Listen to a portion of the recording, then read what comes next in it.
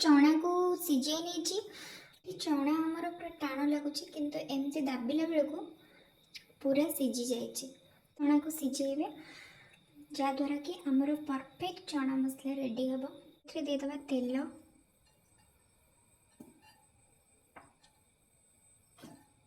देदेबा 2टा कंचा लंका जीरा और मुझे गोटे गुजराती दे दीजिए। एबे काटिक रखी पियाज ऐड करना।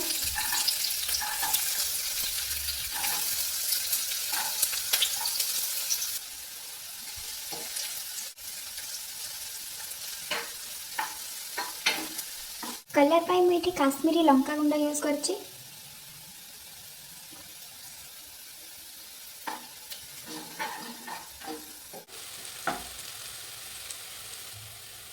पियाज ये आम भल से गोल्डन ब्राउन हो गलानी। एबे मैं अदा रसुण पेस्ट को एमती पूरा हल्का फ्लेम रे 2 ରୁ 3 मिनिट पर्यंत पियाज सहित भल से कषिदेवे।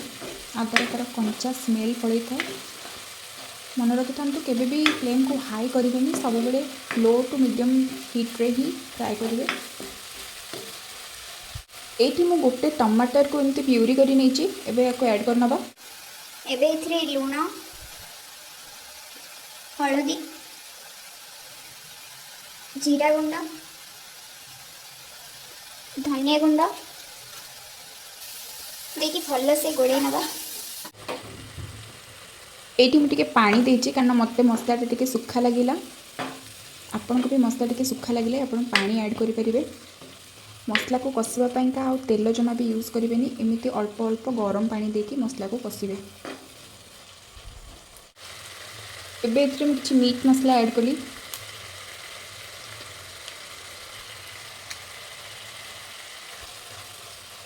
मीट मसला ऐड करी भल से पूरा गोल ने।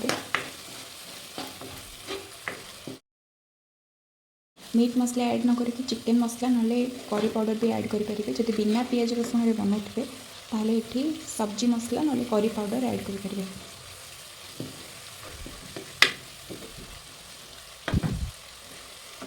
एबे मु एथिरे गरम मसला ऐड करछि। ए गरम मसलाटा मु घरे प्रिपेयर करिछि, पूरा होममेड गरम मसला। गरम मसलाटा मु एते यूज करूछि देखि पाथिबा केते कम बाकी अछि। तो ये गरम मसला ऐड कर दबा। एटी मु हल्का रोस्ट कर रखिबा कस्तूरी मेथी को एथिरे ऐड कर देली। एमिति हल्का रोस्ट करी कस्तूरी मेथी ऐड करबा द्वारा तरकारी रो टेस्ट बहुत भल आस्ताए आ स्मेल बहुत ही बढ़िया आस्ताए। ये मत मसला सुखिला लगुच से मुझे हल्का गरम पानी दे दूची।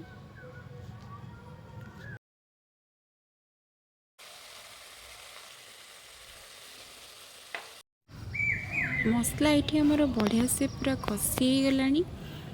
एबे सिझिकी रखिथबा छोले को सब मसला सहित ऐड करके भल से गोड़े नवा।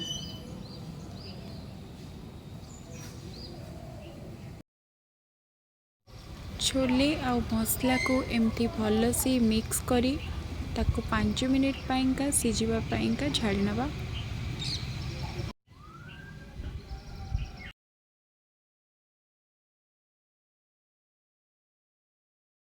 पांच मिनिट हो गला। एबे लीड काढ़ी देखी नवा चना केमती कषि होची। चना पूरा मसला सहित बढ़िया से कषि हो जाइए।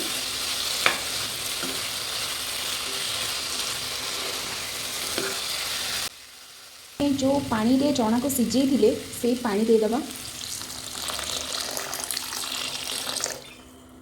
आपन को जेतिकी ग्रेवी दरकार से हिसाब रे पानी ये ऐड करेंगे। चना टी अधिक पानी खाई थाए से आपण निज हिसाब रे देखिके पानी यूज करेंगे। एबे लीड बंद करी आपको फुटवाका छाड़ीदबा। चना तो ये फुटिला। एबे याको ढाबा स्टाइल तड़का दवापाइंका आमे चलते तड़का रेडी करनबा।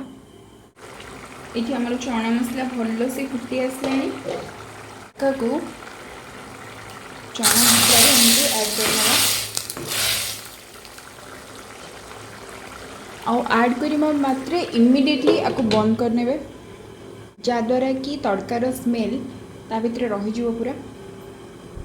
ये आमर चना मसला पूरा प्रस्तुत हो जाइए। बस एतिकी ग्रेवी रखिए, आठू अधिक काठुआ करेंगे कारण चना पानी खाई थाए। यदि आप आठू अधिक काठुआ कर दौरान ताहले चना पूरा सुखीज। ये आम चना मसला रेडी हो गलानी। एबे आम आपको गोटे सर्विंग बाउल को काढ़ी नबा।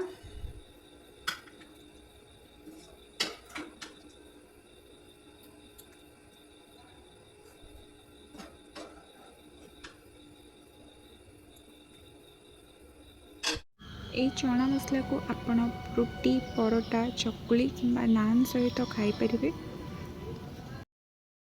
आपण एमिति ही प्रोसेस रे चना मसला प्रस्तुत करंतु आ मते कमेंट करी जानंतु केमिति होइतला बोली। जदि ये वीडियोटी आपको भल लगी ताले please do like, share, comment and subscribe to my YouTube channel. Thanks for watching.